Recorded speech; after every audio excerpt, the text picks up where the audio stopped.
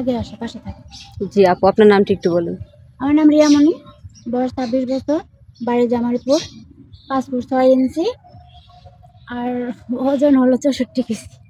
64 KG? বাহ, মাশাল্লাহ। আর অবশ্য আমি বিবাহিত, ডিভোর্সি। আর আপনাদের কাছে আসার কারণ হলো আমি ভালো একজন মনের মানুষ খুঁজতেছি, যাকে সারা জীবন পাশে থাকে। ওই জিনিসটা আমার লাগবে তো আমার নিতেই হবে। ওটা আরেকজন বললো না, এটা আমি করবো না। একদিন একটা, কারো থাকে হিংসা, কারো থাকে ভালো। আপু আপনার নামটা একটু বলেন। আমার নাম রিয়ামণি, বয়স 26 বছর, আমার 5 ফুট 6 ইঞ্চি, আর ওজন হলো 64 কেজি। আমি বিবাহিত, ডিভোর্সি, জামালপুর বাড়ি। জামালপুর বাড়ি, আমি বিবাহিত, আমি ডিভোর্সি। আমাদের এখানে আসছেন তো ভালো একটা মনের মানুষের জি, সন্ধানে। আমার ভালো একটা মানুষের জন্য আমি এখানে আসছি। আচ্ছা আপু, যে মেয়েরা পরকীয়া করে আসলে তারা কিসের ভাবে পরকীয়া করে? আপনি তো একটা মেয়ে, আপনার মতামত কি?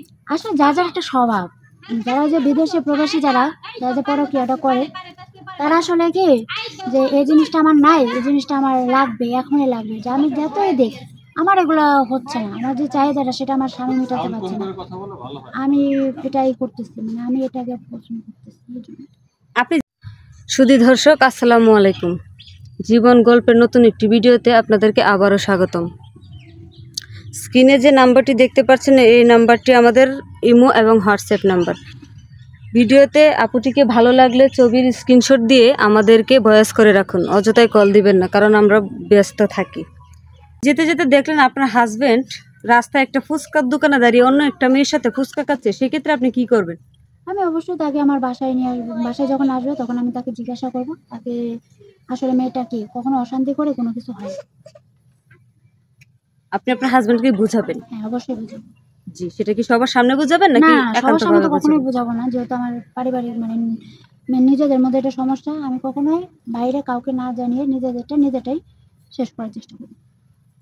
যেহেতু আপু আমাদের এখানে আসছেন, সেক্ষেত্রে অবশ্যই হয়তোবা আমরা বেশি 90%ই আমরা বিশ্বাসী আপনার একজন ভালো মানুষ আসবে অবশ্যই। সে যদি প্রবাসী হয় এবং সে যদি আপনাকে দেশে রাখে, সে বিদেশেই থাকতে চায়, সেক্ষেত্রে আপনি কিভাবে দিন কাটাবেন বা কিভাবে থাকবেন?